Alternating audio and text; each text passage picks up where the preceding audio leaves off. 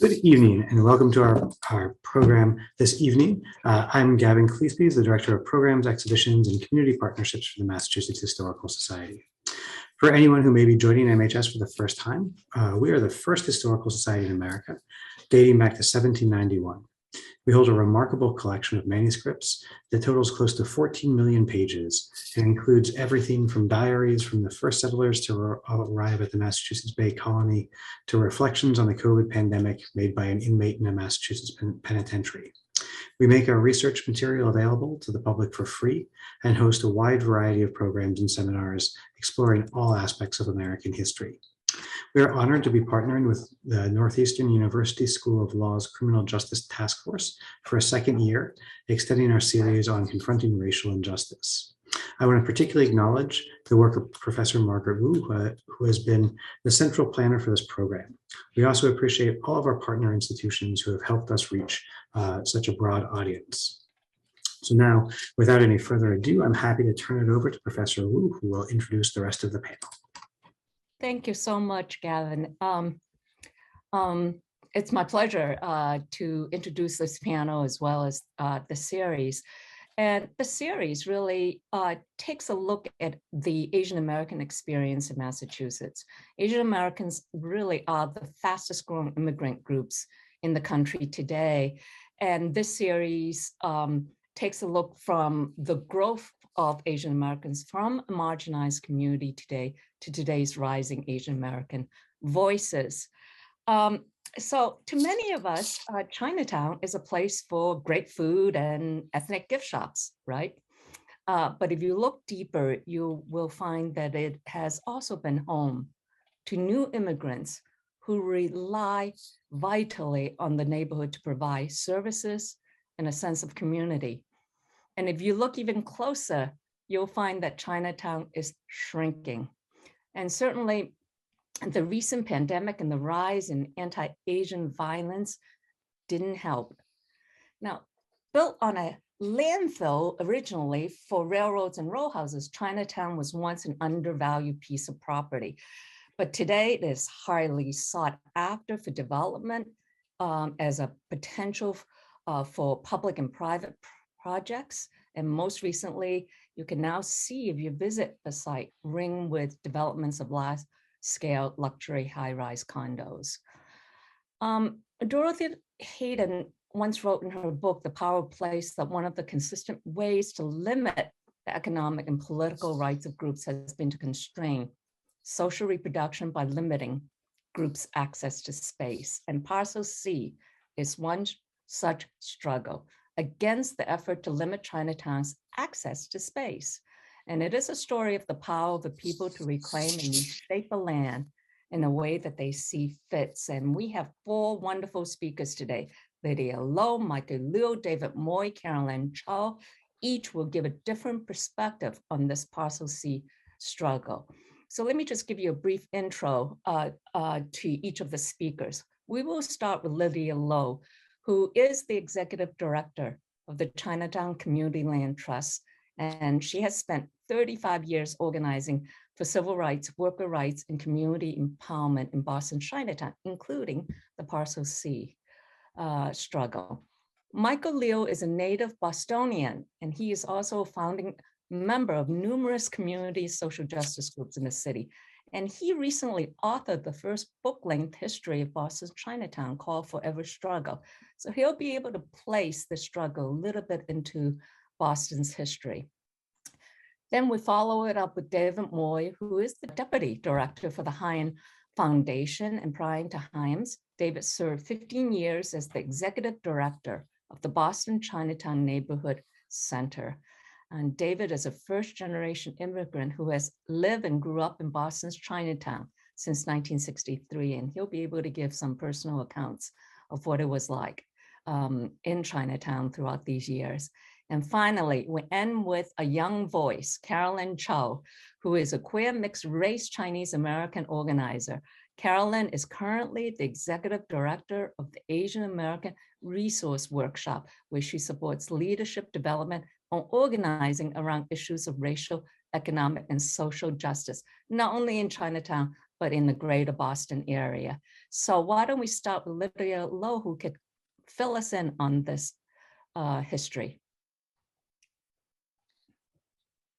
Thank you, Margaret. And I guess I wanted to say, why do we keep talking about Parcel C? Because it happened almost 30 years ago now. It was a long time ago.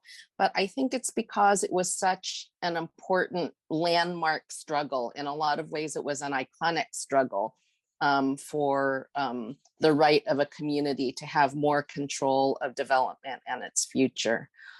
So first, we just wanted to situate the audience in what is Parcel C, where is it? So I think we have a map.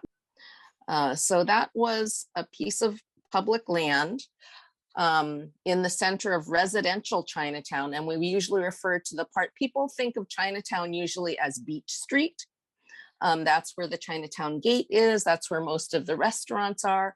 But if you go south of Nealon Street, you know, where you see all the medical center buildings and the theater district, that's the residential section of Chinatown. And Parcel C was in the heart of residential Chinatown. And it was a piece of land that residents and community activists fought to preserve and develop for the community for about 3 decades, if you count the whole process of when the community started claiming that land through the final development process that created the metropolitan housing development and community offices that are there today.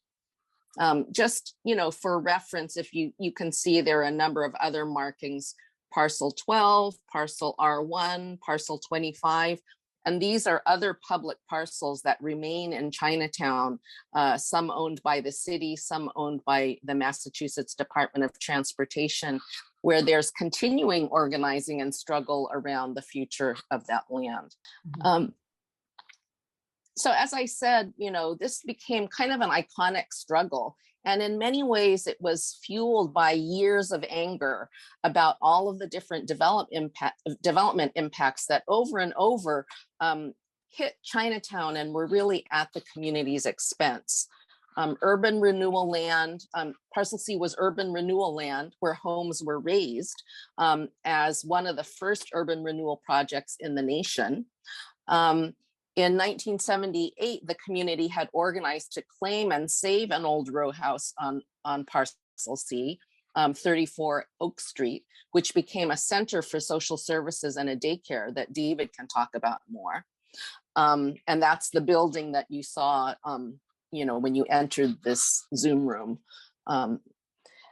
And then in 1985 and again in 1988, Tufts Medical Center, then called Tufts New England Medical Center, proposed to build an 800-car and then a 600-car parking garage on Parcel C. And both times the community came out strongly against it, protested, and was able to defeat that proposal. But after the community defeated the garage proposal in 1988, the Boston Redevelopment Authority agreed to earmark Parcel C as a piece of land for development as a Chinatown community center, and actually worked with a number of community agencies to plan for a community center there, off and on for about 5 years. Then Boston hit an economic recession when development slowed down, and the city got behind a hospital proposal to again, you know, propose this time a 455-car parking garage on Parcel C with a 10,000 square foot community center at the bottom, dangled before us as a community benefit. So that proposal set off a controversy within the community that became a massive 18-month community organizing campaign to defeat the parking garage. And I think, you know, why was it so important? It was one of the few times and one of the first times that the community came together, said no, and won against big odds. In later years, this would continue to grow into a broader struggle to demand that all the public land should be used for the public good. And that demand and that sentiment is very strong today and, you know, is winning. It was one of the first times that Chinatown residents formed a distinct voice within the community and demanded to be heard. You know, people always lived in Chinatown, but a lot of the leadership of the community organizations historically have been business people, you know, business owners, professionals who may or may not, you know, live in the community anymore. But whereas residents who live there all the time and are most affected by these developments were demanding to be heard. So this was one of the first times that that happened, and residents after Parcel C continued to develop that voice. And it was only in 1999 that they formed the first neighborhood-wide resident association that continues today. Finally, some of the organizing tactics that we employed during this struggle were, like, at that time, the most sophisticated organizing tactics we had ever employed. We used legal means, we used every public process that we could. We took the struggle into different intersections, you know, of environmental justice, community control of development. We also healthcare responsibilities to the community. And one of the tactics we used was a referendum or a plebiscite, in which we took that question, we called in the American Friends Service Committee and the League of Women Voters to let the people decide. And we had, you know, people voted on whether to accept this proposal or to reject it. It was many people's first experience with voting, and 1,692 people voted against the garage, 42 people voted in favor. Since then, Chinatown has gone from a community that couldn't even get its phone calls and letters answered into one of Boston's more politically influential neighborhoods today. So I think for all of those reasons, the Parcel C struggle, you know, even after all these years, continues to be important to us. That's terrific. Great. Thank you so much, Lydia. That's a great introduction to Parcel C. Michael, you want to take it over and bring us the context, some historical context too? Well, actually, I think Lydia covered a lot of the history that I was going to cover, but I just will add a few things that I think was maybe missing.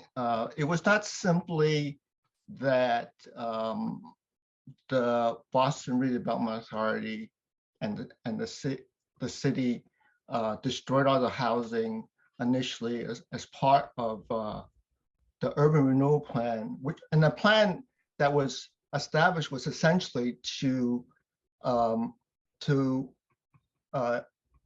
knock down almost all of residential Chinatown in order for Tufts Medical Center to expand. So, but and aside from the incidents that Lydia mentioned, in the late 1970s, a Chinese American developer had secured federal funding for 230 subsidized units for the elderly, for the Chinatown community. And at that time, Parcel C was the only appropriate site in the whole neighborhood, because most of it was designated for Tufts Medical Center at the time, and so typically the medical center refused. This precipitated, and this site at this time was and has been for decades used as a parking area, and so that the medical center refused, and the BRA claimed that it was powerless, even though it owned the property, to compel Tufts to turn it over. So, that led to several community protests, but the site remained a parking lot. The other thing I wanted to mention was that actually, after all these incidents with the suit, to retain the building for a child care center for the community.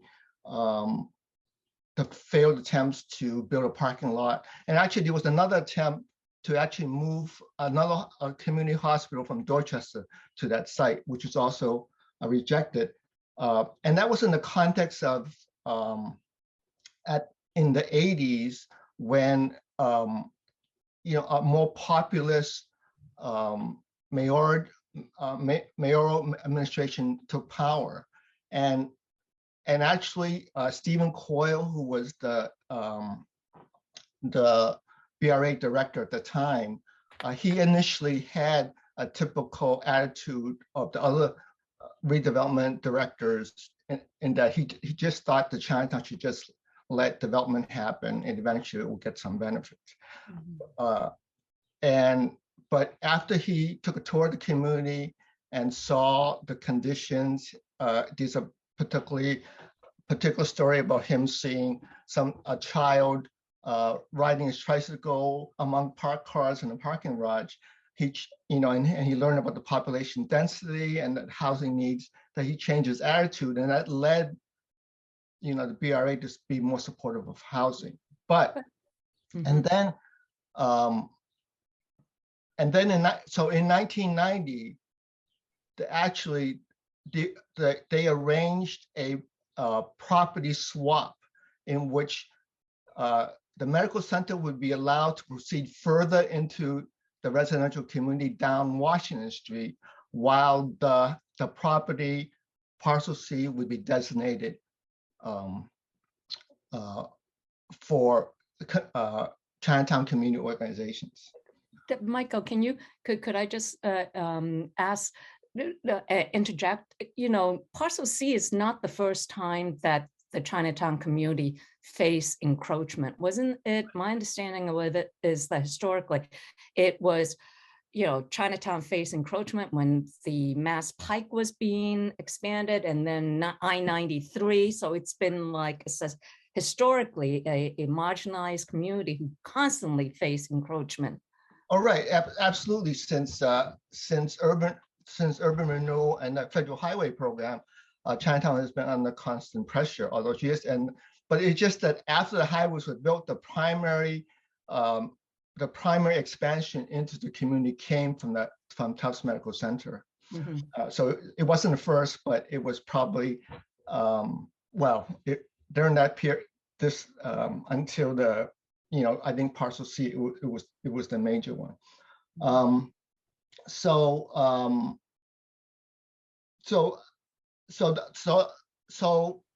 apparently the fate of the site was resolved with this land swap in 1990. But so the other context, but then, as Lydia mentioned, the BRA went back on their word and then support a garage on the site again. The other context I want to remind people is that after the savings and loan crisis, which began in 1989, happened, and there was a national recession, and it was the end of the Massachusetts miracle. That led to a political transition that in 1992, all the development plans, which was based on allowing development to happen in the city, and then extracting a small measure of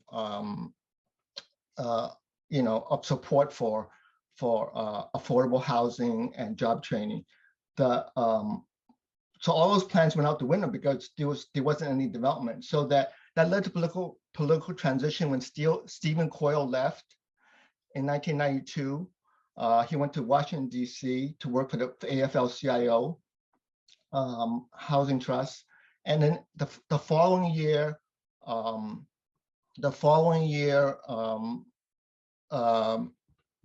Ray Flynn became the U.S. ambassador to the Vatican.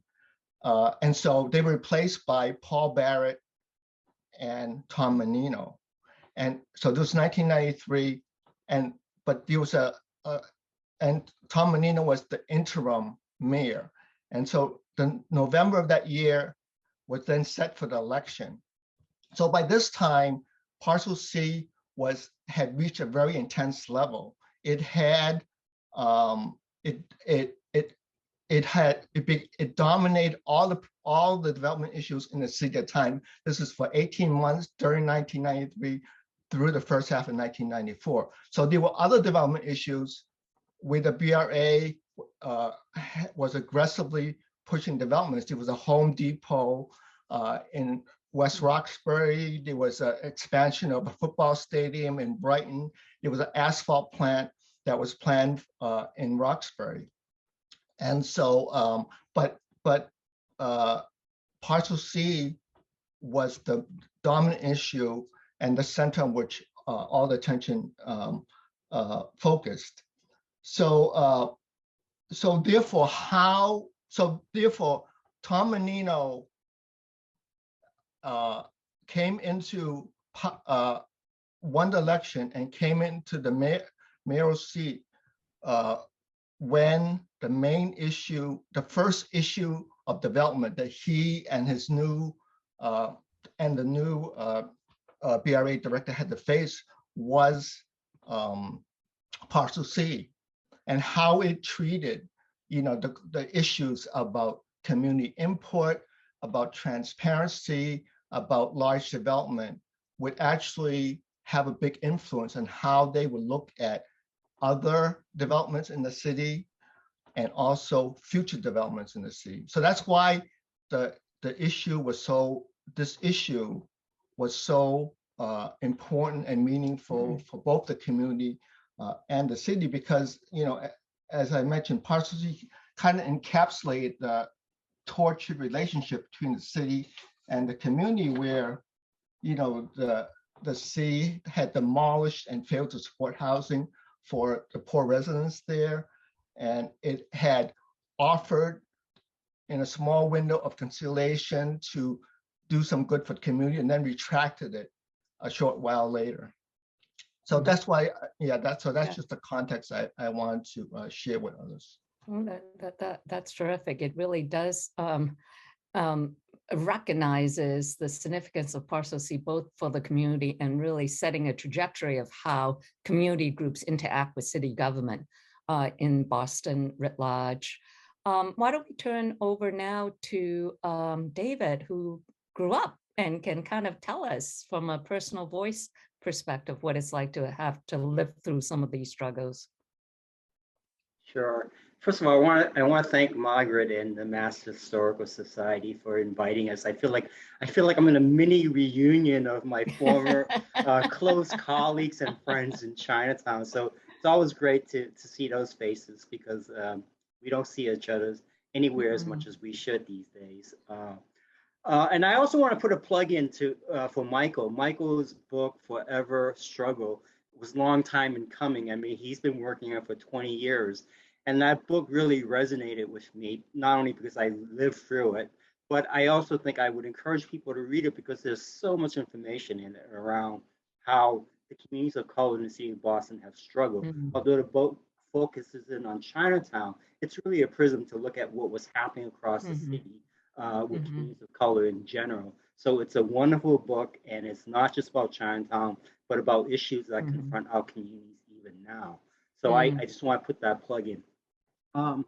But my job here is to personalize what Lydia and Michael was talking about. So I will say that, again, as the introduction was made, I'm a first generation immigrant who came to this country in 1963.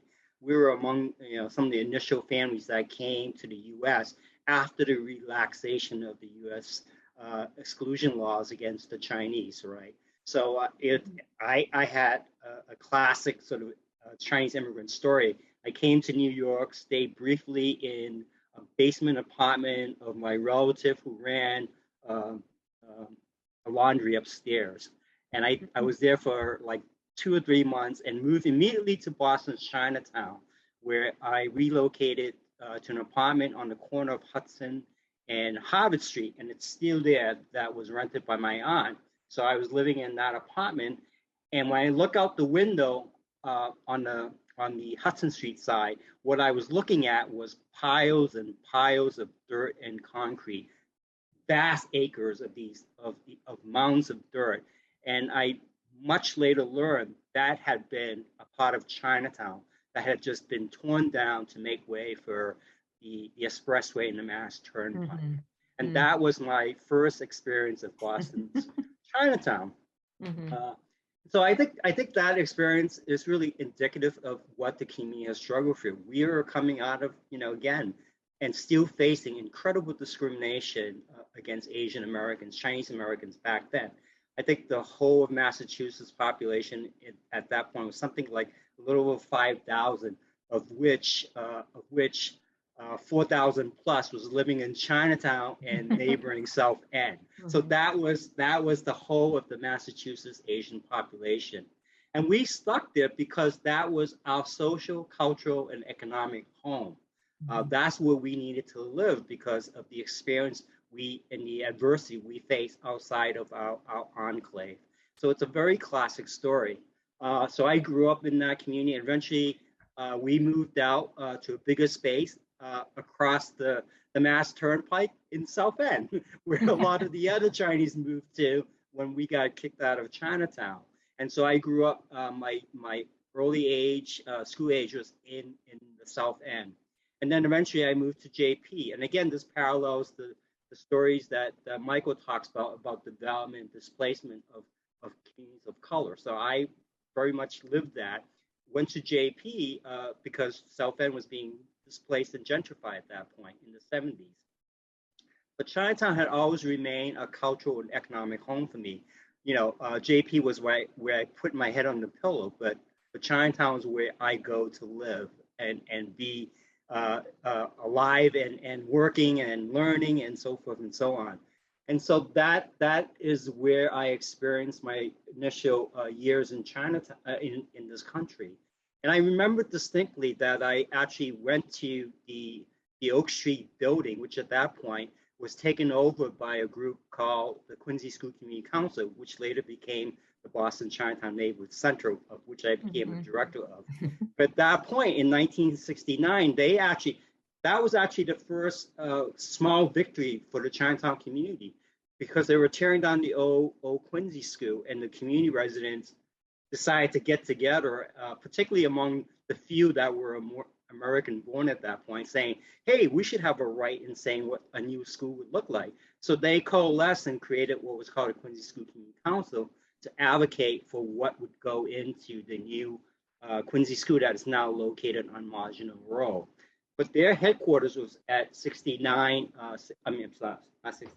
at Oak Street, 34 Oak Street, 36 Oak Street. And that was their first home. They ran a community center there. And I remember going there as a teen, not knowing that that's what the group was, but hung around with some friends at Oak Street. Much later, when I began to work in Chinatown, I became a youth worker after my college years in the 70s. And after several years of doing that, I was actually hired by Quincy School Community Council, now Boston Chinatown Neighborhood Center, as a junior management trainee. And then basically the group made a commitment to really develop my skills as a possible community activist leader in the future. And this much later is something that I appreciated because it really hawks and built on their background as a community development leadership pipeline organization. And they really sort of mentored me through the 80s. And it's during that period that it sort of overlaps with what Lydia and Michael talked about. Already there was a fight going on for Parcel C, and that fight was brewing for a while because of the development plans by the large institutions, right? Particularly the hospital.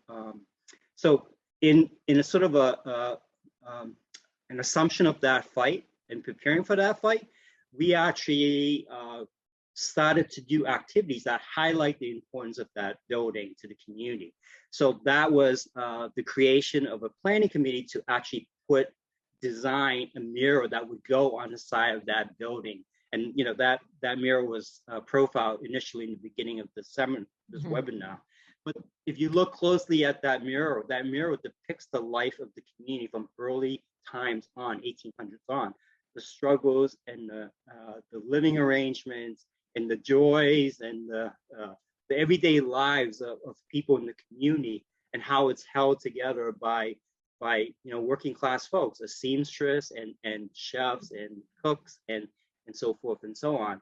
And we put that mural on the building particularly because we want to recognize the community, the history, but also to say this building that holds this mural is the center of life of this community. It holds childcare programs. It holds ESL programs for adults, citizenship. It holds youth programs. And basically what it speaks to is the desire of our community, our residents, to be socially, economically, and politically integrated into society that even in the 70s and 80s were still benign neglect or even outright racist in terms of how they dealt with our community. So that was an incredible move. And then we started to do what were called Oak Street Fairs, where we brought the community out in front of the Oak Street building to actually have family events to highlight the fact that this is a living community of residents with houses and families. And it's not just about restaurants, because famously, the president of Tufts University, at that point, James Ayer, when they were trying to develop the parcel for the institution, said, oh, nobody lives in Chinatown. It's actually just a few blocks of restaurants. And we were very cognizant of that attitude and how that attitude would allow the institutions to get what they want in terms of taking over that parcel. So that's why we did the mural, and that's why we did it's a gorgeous mural. Yeah, in the Oak Street Fair. So that's a very important piece. And the first small skirmish and fight that we won was that we got the city, Stephen Coyle, as Mike alluded to, we actually convinced him to turn the building over to us for $1.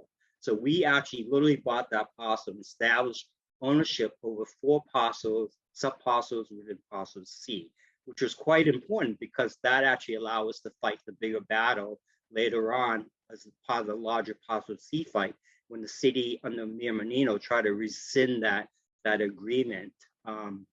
So that was really important, and a lot of the folks in the community came out to support that small fight. But we were able to win that fight mostly on a legal fight in court about the title and the legitimate ownership of the land. But obviously that didn't stop the city and the new mayor from coming back and trying to take it back. So at that point, the Parcel C fight began anew, and I think it's a combination, an intersectional period in time where the community itself has grown tremendously, where we have more and more folks who grew up in this country have ideas about what democracy is and wanted our political integration. We have begun to realize that what we face in Chinatown really intersects with development issues across the city, particularly as it impacts communities of color. The Parcel C community was very, as Lydia talked about, was very astute in its strategies in trying to bring other players into this to support us, so it does not become just this internal fight of Chinatown community members against other community members against the city. So that was really a huge development, and I think it's a development that sort of presage what is to happen later on. So obviously, when the Parcel C fight began, I became the director of the Chinatown Neighborhood Center and was in the thick of that fight. And so that fight, as Lydia alluded to, happened on different fronts. But I will say that that fight was very important, not just for our organization, but for the city overall. And it for me personally has shaped how I look at politics in the city, in this country. I've had experiences, but that really solidified my notion about how we respond to overt discrimination, bias, prejudice, and so forth. And what I realize is that we can't win this fight alone. That if we are to beat back the injustices, we need to align ourselves with others who share a similar pattern of discrimination. And so when I left the Boston Chinatown Neighborhood Center after the completion of the new community center we built there after winning the Parcel C fight, I went to the Hyams Foundation and became their first program officer for community organizing and engagement. And the reason they hired me was partially because of my experience in those community development fights and in the organizing efforts. And so what I brought into the Hyams Foundation is this commitment to supporting organizing community engagement, particularly in low-income communities and communities of color. And that's where I continue to do my work. And from that vantage point, I can see that Chinatown very much, Parcel C was really a microcosm of what's happening in the city, but it was a galvanizing event for Chinatown and has led to a great engagement of Chinese residents and Asian residents in general in the political process in ways that we have not done in the past. And more importantly, I think we've done so with the recognition that we are in allyship in many ways with other communities of color. And the younger generations of activists and leaders are really taking that to the next level. And that is my sort of a segue to say, Carolyn, who's here, is the next generation who has picked up the torch and is really doing wonderful things, not only in the Asian community, but BIPOC communities at large. So I'll turn it back to Margaret to introduce Carolyn. It's a great segue because, and thank you so much for your both personal story and really highlighting the fact that it really is a struggle that is a generational shift too, because historically Chinatown was run by benevolent societies and so, those traditional society that work very much internally. But Parcel C was one struggle where people really reach beyond and form coalitions between groups and different interests as well, and that really segue into the activism today. And that's why we're turning over to Carolyn. If you could take this now to beyond Chinatown and into the broader Asian American community. Well, yeah, thanks everyone. Thanks for having me and all that very elegant setup you did, David, and Margaret. So, I think from my perspective, I wanted to talk a little bit about what we see in Fields Corner, Dorchester. But just to start, I really agree with what David said. We had a group read Michael's book last year, and we were like, oh my God, this is like exactly what we see right on the ground every day in our neighborhood. And it was super helpful for putting these conversations in context, in historical context in the city, and how it relates to different communities of color, particularly Asian communities. And I think, Parcel C itself and the Parcel C struggle has been so grounding to me in terms of thinking about development organizing, because it really highlights how you build community voice and community power, right? And to put a stake in the ground about whose neighborhood our neighborhoods are, right? What working class people need and deserve in our city, and how to really organize everyday people to demonstrate and to push the city or the state and developers to meet the needs. So I think, whenever we think about kind of what happened with Parcel C, what was won, the referendum process, right? The different types of organizing that happened. I think it's been really instructive and inspiring for us to think about, how do we believe that we can win? Because sometimes on the day-to-day with development struggles, it really feels hard. and also like really are grounded in what it means to build community power and to build community voice to move the work forward. We at ARW, we're located in Fields Corner, Dorchester, which is the heart of the Vietnamese community here in Boston.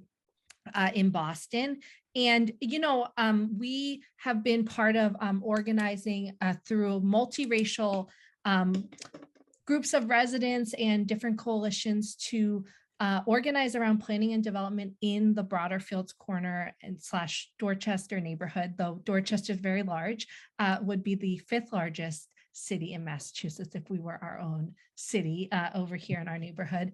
But I think, and really at the start, maybe similar to earlier struggles in Chinatown, it was really about whose neighborhood is this, right? And saying that working class people of color, refugee communities, BIPOC communities are this neighborhood, right? Because there was so much, there's in a multiracial neighborhood like ours, right?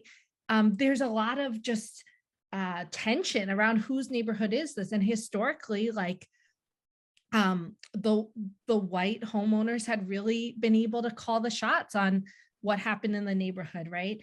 And parallel, Fields Corner recently got a Little Saigon cultural designation, and we're really, have been thinking about how to use that, right? Learning from Chinatown to not just be, as you said at the beginning, Margaret, right, a destination for restaurants, right? But what does it mean to think about our cultural designations as about keeping our people in our neighborhoods and centering, the people on those murals, right? Centering the working class people who built our neighborhoods.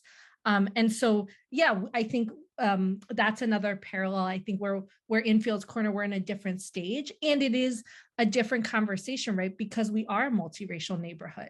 So what does it mean to both have a Little Saigon designation, but also acknowledge that there's a vibrant Black community, there's a vibrant Cape Verdean community, right? There's a vibrant white working class community in our neighborhood. And that really we have a lot of shared interests, as David was talking about, right? There's so much shared interest. And I think we have been, right, we started by just trying to bring together people, a diverse set of people to talk about that shared interest and to say what kind of planning and what kind of development do we need in our neighborhood. And I think another way Chinatown has been really important and instructive to us is really having serious wins around planning, right? Because there's all these parcels, right? And we know right now there's all this struggle around luxury housing, around lab space being built, right? Around all these different, all this foreign investment money coming into the city.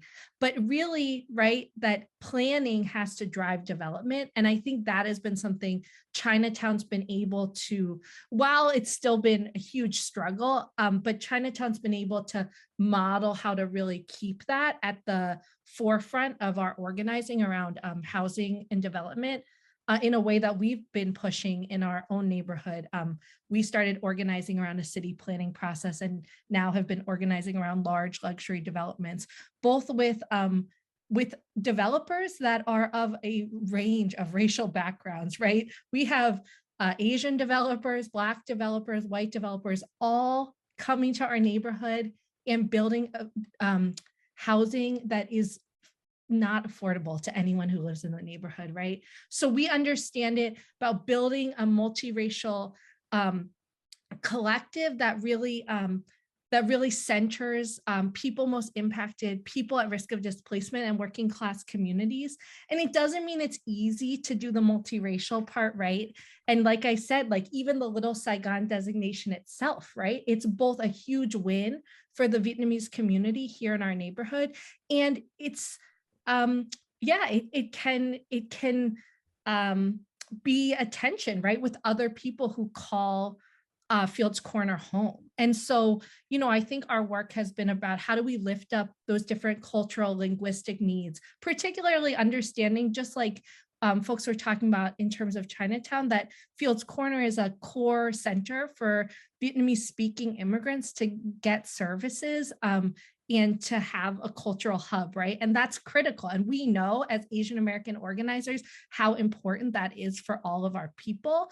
And how do we do that while still like really centering that shared interest, and that our neighborhood is only as strong as all of us being able to stay, and that new working class immigrants, you know, are able to settle in our neighborhood too, which almost feels unimaginable the way the city's right moving. But yeah, so I think that's, you know, I don't want to go on too long, but I think that's a little bit of what we've taken from Parcel C. And then, you know, I also just think across the Asian American movement, as our communities move outside of the city of Boston, how do we take what we've learned from Chinatown and even what we've been able to do in Fields Corner and think about, right, where we know our folks are moving, Malden, Quincy, Randolph, you know, et cetera, and really think about how we can support planning and development to happen differently in those places so that it doesn't continue to be that our folks are moved further and further out of the city, right? You know, I think we talk about when we organize with Southeast Asian folks that, you know, folks came here as refugees of the war and now are being displaced from the neighborhoods in which they were placed, right? Where they were resettled. And so what does it mean for folks, you know, all of our immigrant and communities and BIPOC communities to get pushed further and further out? And how can we make sure that that the cycles don't just keep replicating? Yeah, no, that's great. That I'd like to follow up on that actually in a bit, but we do have a question from the audience, Carolyn Chao, who I think it's worthy of opening it up. Lydia had typed a quick response, but Carolyn wanted to ask that as someone who doesn't live in the Boston area, I remember messages through the years that Chinatown is a rough area full of crime and poverty. Has this been an image that has been used to justify encroachment? And so I like to turn it over to the panelists to answer that. And I love the fact that this is from somebody who doesn't live in the Boston area. So I like maybe our conversation to also to go beyond and say, how are some of these lessons applicable to the numerous different Asian American kind of that settle outside the Boston area. But first, this one from Carolyn. Lydia, you want to start? I thought maybe Michael might like to take this one. But you started typing, so I mean, I would say that Michael. earlier, Yeah. I think in earlier period, it was used as a justification. Especially the whole idea of cleaning up the combat zone, because Chinatown, you know, another one of the injustices done to Chinatown was in 1974, the city made Chinatown the only adult entertainment zone in the city of Boston. And, you know, Chinatown suffered, you know, for decades, you know, all of the prostitution, drug dealing, and other crime that went along with that. So that was, you know, the luxury development, an excuse for the luxury development was to clean up the combat zone. I think we don't hear that much of this kind of talk today because Chinatown, you know, has become, you know, much more gentrified. But it's interesting because some of the old timer residents in Chinatown were very sensitive about the image of Chinatown, you know, since the recent shootings, you know, and we're like really, you know, making a point of going around and saying, you know, those, you know, the people who are doing this, they don't live in Chinatown, you know, which is true. But I also think that there is, you know, Chinatown doesn't have that same kind of image today, I would say. Michael, you want maybe others. Yeah. Well, actually, I think David should comment on it, but I just David, say, like, in earlier decades, I mean, whole cities were considered dangerous areas. I remember the image of New York City many decades ago. I mean, you know, Boston was, you know, a poor city for a while. You know, at the beginning of the war. So that, you know, there are a lot of areas where there was a lot of things going on. I mean, Carolyn's area in Fields Corner, I mean, you know, there was like a lot of arson before the Vietnamese moved in. There was, and when the Vietnamese moved in, you remember Mark Wahlberg started being a Vietnamese immigrant. So there's all kinds of things going on. So anyway, I want to pass it to David. Right. David? Well, I think the perception of Chinatown being safe or unsafe changes, and it depends on who's seeing it and for what reasons.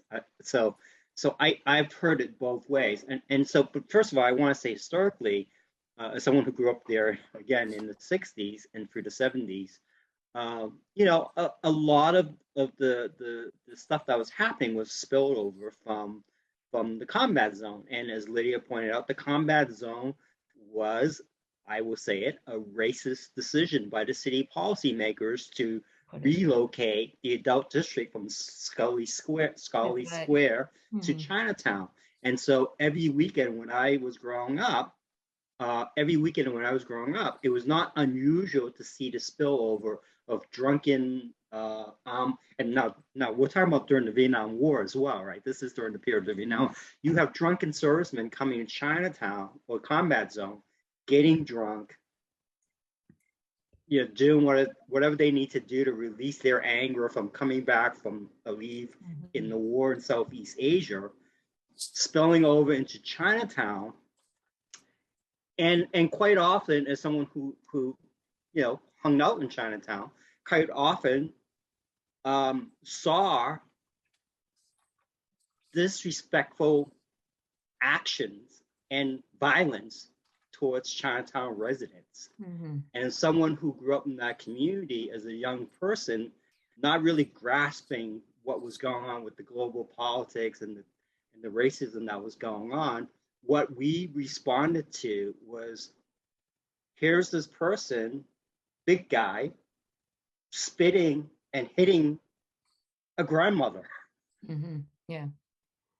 And so there were violence incidences. And I will say that for me and the people I grew up with, it was out of a sense of protection for our own families and our own community. When you see outsiders coming in, being disrespectful, and in some cases being outright violent against our residents, we responded in kind, and that happened. But in terms of other types of violence related to prostitution, related to drugs, a lot of that were really spillover from the combat zone, and that was created by policymakers, which the residents then had to deal with. So that's my perception. But then much later on, I also have heard from folks, oh, let's go to Chinatown. It's a safe place to be. And as we got gentrifying this place, I've asked the newer residents, you know, why did you come to Chinatown? They said, well, Chinatown's a safe place to be. It's centralized. And there's never anything that happens to us as non-Chinese people. We feel safe here. So you have this duality where, you know, the perceptions change depending on who's holding it and for what reasons. Yeah, and I was just going to add in, right? I think that it's about structural investment and disinvestment, right? And I think that, you know, often, right, we put on proxies, words around safety and dangerousness, but it's actually about where the system is investing or disinvesting, right? And so, you know, and I think that often for neighborhoods like, I can say in Dorchester, right, it feels like when there's investment, that it's only when people are getting displaced out, right? And so it's not that people don't want investment in our neighborhood, right? But that what it ends up signaling is, or, you know, is that people are going to be pushed out because historically there's been so much disinvestment of working class communities of color, right? I mean, the Mark Wahlberg piece, just to say, he beat up Vietnamese folks, he also beat up Black children, right? We understand these things as being very connected in a neighborhood like Dorchester. Yeah, Carolyn, that's absolutely true, because my thought was, yes, even if you have this reputation of being a rough neighborhood and you want development, doesn't mean necessarily, as you said, displacement, right? You could have worked from within, you could have worked with the community, you could have built the community up as a response. I have one more question, I think, and then our time is unfortunately up, actually, and that is, Somebody asked, communities of color have been gaining political power in Greater Boston in recent years, but today, the metro area is also facing unprecedented development pressure. This seems like a race between communities and developers. Are you optimistic about how this race will go? So yes, I think we're all feeling it right now. So what's your prognosis for the future? We can go each one of you in turn. Anybody want to start?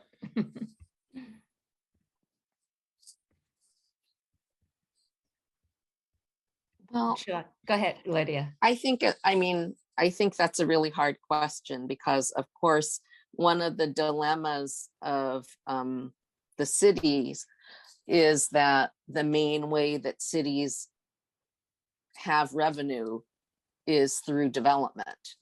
Mm-hmm. And so there's this inbuilt push, to constantly be building new stuff. And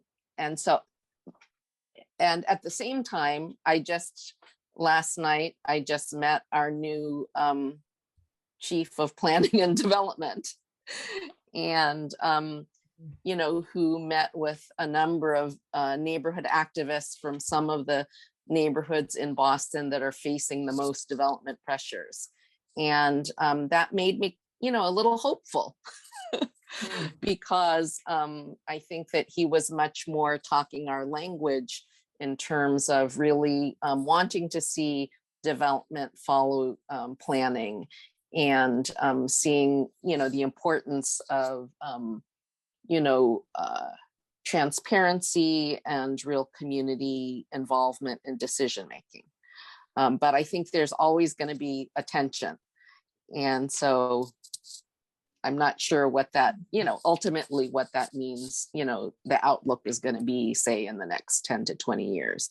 I think what we're fighting for is to keep our working class communities of color in the city, because that's really the question is, will we even be here? Will people even be here? And I'm more confident about that happening in Chinatown today than I was, 10, 20 years ago, even though Chinatown has changed so much. But, that there's so much change happening in the city as a whole. I think that, I think we're going to continue to see a lot of displacement. Mm-hmm. So maybe this video actually program is very important for people to keep in mind. Michael, do you have any thoughts? David, and then Carolyn. Well, I think, there is a fundamental question about, what's the purpose of development is when a city, supports development, is the development for the residents who live there already? Yeah. Or is it for some other, interests? And I would say that the way it's structured now, it has not been for the residents that have lived in the city. Development often forces them out. So I feel actually that the way development, it's true actually what Lydia said about all the money and everything, but I think development has to be restructured so that it is for the benefit of the people who live in the city or the municipality, as well as maybe some additional people that come in, but not primarily for these other populations. Mm-hmm. Okay, David. I think as organizers, what we know is that we have to do this work, and we continue with it, despite whether we think we're going to succeed or not. I mean, I think we try to fight the good fight. What I would say is that I think Lydia hit it on the head, which is that we're talking about a lot of money, and we're talking about a geopolitical economic system that is rooted in capitalism. So in so much as Chinatown and other communities face this problem, it's a problem that's also related to the livability of our planet in general. That unchecked capitalism is creating and wreaking havoc not only on communities but on the climate that we all are part of, right? So in so much as people come to that realization that development should be for purposes, we've succeeded across the city in electing not only the first woman of color, but a person who is overtly progressive in her thinking about the purpose of development, thinking about the climate change challenge, thinking about equity for communities that have bear the brunt of not only displacement, but actually environmental injustices of impact. So that's a hopeful sign to me. I would hope that Carolyn is charged with her peers to save not only our communities, but to save our planet. I am, we're the old timers here. We only have limited amount of years left to keep this fight going. But I am hopeful because I see across the city, newer and more skillful people working at these issues. Carolyn, final word? I can just say quickly, yeah, I mean, I agree with all the assessment that's been made. It's a challenge, right, within the system where housing is a place for profit, right, not for people, and that fundamentally has to change. Two things that I feel hopeful, that make me feel hopeful. One is, I think we didn't talk at all, but I see the work Lydia's doing now as a real continuation of some of this, right? How do we take land off the speculative market? How do we have more community control of land through mechanisms like land trust? We're excited. There's some new land trust units through Boston Neighborhood Community Land Trust in Fields Corner, the work of Chinatown CLT. And that also, we've been standing out on the corner in Fields Corner every Friday recently around some of this development, and this is the top issue that people are talking about across the city. I mean, we have people running across the street to get flyers, right, when they see our signs that say we will not be displaced, Dorchester is not for sale. And I think that as much as it's so hard, and I feel so challenged every day about how we actually have wins, I feel really encouraged by I feel both concerned because it shows the crisis, but also encouraged by people's readiness and eagerness to really organize around this. Great.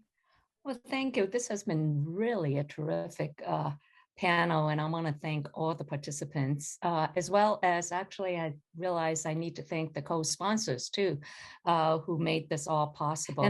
And I want to make sure that to remind you that the next installment of this series is on May 26th, where we will focus on anti-Asian hate and violence and rising Asian American voices. And so please register and join us. And thank you again, everybody.